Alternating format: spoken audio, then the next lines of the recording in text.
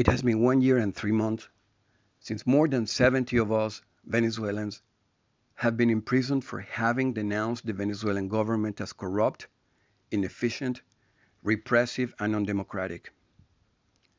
At the time, not only did we present the issues, but we invited Venezuelans to build a road for change together in peace and democracy, following the path traced by the Constitution. The government's response was ruthless repression and violence, arrests, injury, and dozens of deaths. Many were killed in the hands of state security agencies and groups linked to the government. These deaths today are wrapped in impunity and the complicity of the Venezuelan justice system with those in power. After 1 year and 3 months of our call, the situation is worse than it was last year. More people waiting in lines, more inflation, more shortages, more insecurity, more corruption, and even allegations of drug trafficking at the highest levels of government.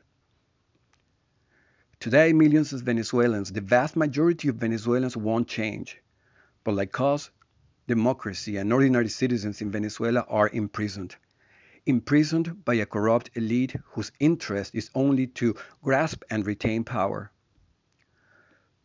For these reasons, for the constant violations of our rights, our families, the future and the present of millions of Venezuelans, Daniel Ceballos and I have made the decision to start a hunger strike today.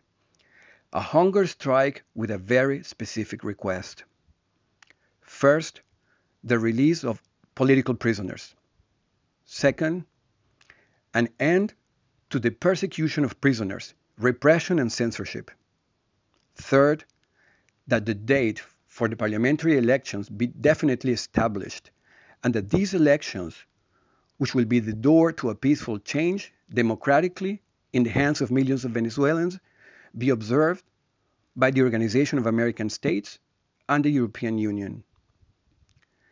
Similarly, Venezuelan sisters and brothers, I want to call for us to have a demonstration, a strong, massive, peaceful demonstration without any violence on the streets of Venezuela this coming Saturday.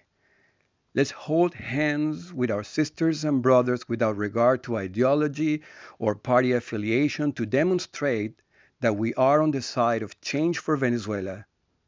Let's go in peace and democracy. Let's not lose hope. Let's not lose faith. Sisters and brothers, we in this prison keep ourselves full of strength and full of faith.